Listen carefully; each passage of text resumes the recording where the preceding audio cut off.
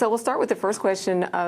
Why do you think millennials aren't getting married as often as boomers and even Generation Xers? Married and bored or single and lonely. That's right. That's right. Marriage is some boring ass shit. Because once you get married, you got to hang around other married people.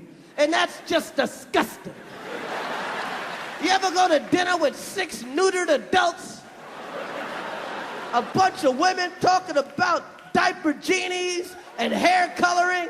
You know, if you leave it in too long, it stings. Shut the fuck up.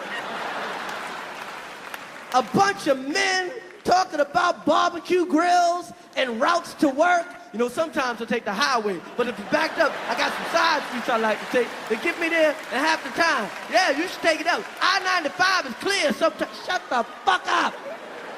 I hate married people. It's fucking disgusting. If you go to eat dinner with single people eat for an hour and 30 minutes and leave, because they got fucking to do. Married people close down a restaurant. They start ordering coffee and dessert, start talking to the architect. I like the thing you put right there and the thing. Start talking to the cook. What's in the tea? Water, bitch! I'm at that age where everybody I know is getting married. Let me ask you a question. Why the hell do people keep getting married? You know what I mean? Isn't anybody looking at the stats? You know what I mean? 3 out of 4 marriages go right down the shitter, right? If you were going skydiving and they told you 3 out of 4 parachutes weren't going to open, you'd be like, yo, fuck that, I'm not going.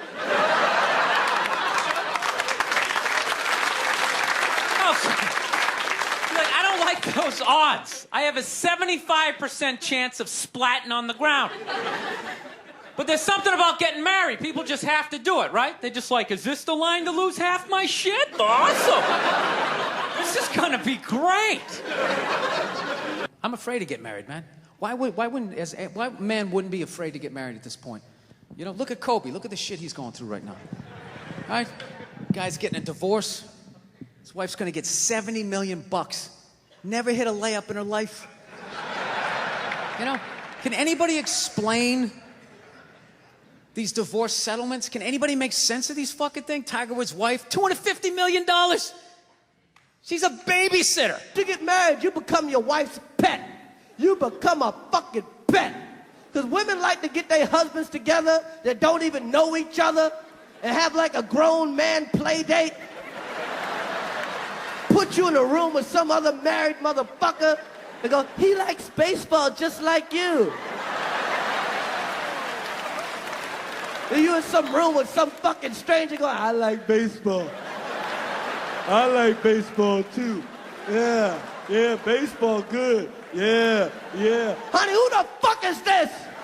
Get me the fuck out of here. I don't need no new friends.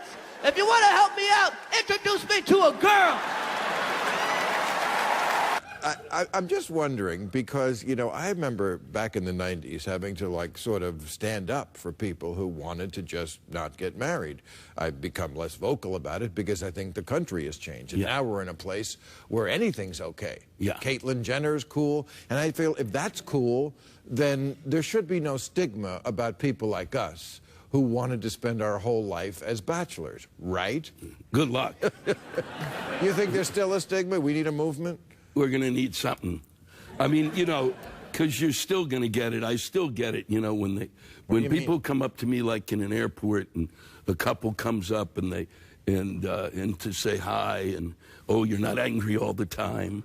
And they'll say, are you married? And I go, no, I'm single. And they give you a look of what a sad little man. Why do you breathe? Why do you breathe? Why are you even taking up space here? No, we have these huge battles. You know what the maddest she ever got at me was? One time she was watching this show. It was like a poor excuse for The View. And they started talking about domestic violence, right? For the 9 millionth time this year, they're talking about domestic violence. Just in case, you know, you didn't get the memo, you know? Evidently, you know, just some people didn't get it. It's not okay to slam your wife's head into the cupboard drawers because she didn't dry the can opener off properly, you know? It's gonna fucking rust, right? How do you not know not to do that shit? Do they really have to keep talking about it? It's like wife beaters watching. Oh, fuck! Ah! Now I get it. Upsy-daisy, sweetheart. Here we go. There you go. Oh. So at the end of the hour, they come to the logical conclusion. They're like, there is no reason to hit a woman. There is no reason to hit a woman. And I was just like, really? I could give you like 17 right off the top of my head. You could wake me from a drunken stupor, I could still give you like 9. Dude, there's plenty of reasons to hit a woman. You just don't do it. But to sit there and suggest that there's no reason. Dude, the level of ego behind that statement. What are you, levitating above the rest of us? You're never annoying? Women, how many times have you thought about slapping your fucking guy in the head this week? There you go. Every day. You didn't do it, right? Oh, dude, it drives me nuts. There's no reason. There's no reason. Really? No reason? How about this? You marry a girl, you fall in love, you buy her a house. You go to work every day paying off the house. You come home one day, she's banging the next door neighbor, hands you divorce papers. You got to move out, sleep on a futon, and still pay for that house that she's going to stay in. No reason. I'm not saying you should do it, but there's plenty of fucking reasons in that arc of a story.